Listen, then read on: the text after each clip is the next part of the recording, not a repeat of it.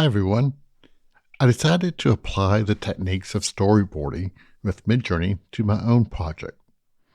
I'll put the link to the video about storyboard in Midjourney in the description. This project is one that I've worked on for a few years, off and on, mostly off. I need to devote more time to this endeavor.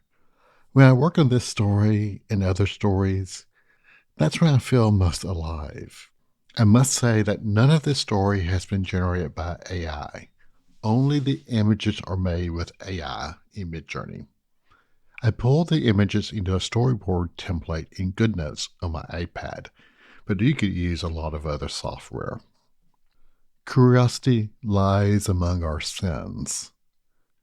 The title came to me years ago when I was living in Buenos Aires. I remember the night, walking alone through my neighborhood of San Telmo. The title has stuck with me, though the story has changed. There's a darkness in this story. I like darkness. I want to understand why people do bad things. I'm not sure what form this story will take, anything from a visual novel to an interactive world. I'm envisioning more of an interactive environment where you can engage with the characters in dialogue that branches into different scenes depending upon your choices. Think of it as an interactive mystery of death, murder, and sex. I'm exploring a future of storytelling where the experience is more than the story.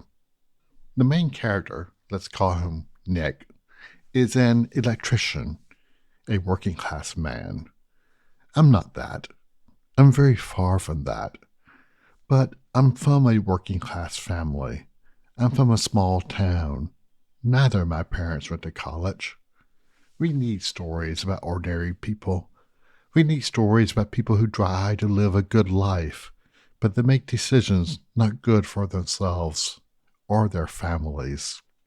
The story started in my mind with the idea of this guy who was leaving something behind, running away from something. His first line of the story, the first dialogue in the story, is him saying, "I'm what some people will call a loser." He's traveling by bus at night to a small town on the coast of Carolinas. I never get more specific than that. The location doesn't matter. In my mind, I think of the village on the coast of Argentina where I lived for more than a year. There's an old abandoned hotel in that village. The hotel has transferred to this story, but I did not want to set the story in Argentina. Nick had a lot of time to think on the bus trip. Time to think is not good for him, especially after the bus broke down and caused him to arrive very late. The hotel was closed tight. No night clerk. No one answered the buzzer at the door. Through the window, he saw movement inside the hotel. He knocked loudly, but no one came to let him in.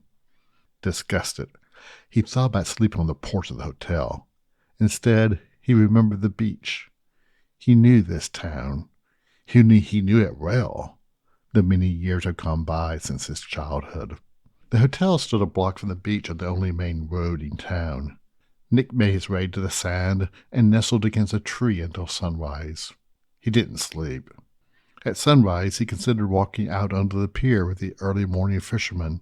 He wondered if any of those old men remembered him as a boy. That old, rambling hotel had been in his mother's family for generations. But he recalled his mother's warning about this town. "There's nothing there for you," and his wife's words from yesterday. "You're always running away." You could explore this town on the beach, the characters who live there, hang out in the local bar, meet the women or the men you might convince to sleep with you. Branching narratives allow you to pursue more adult themes. The hotel has a mystery on the top floor, a ghost story, a murder, a body found on the beach. As I further develop this interactive experience, I'll share the progress on this channel. The thing about AI is that not everything has to be done with AI. We use AI to supplement, to enhance our capabilities. AI is a tool. AI is a tool along with other tools that will bring new dimensions to our storytelling. Enjoy creating stories.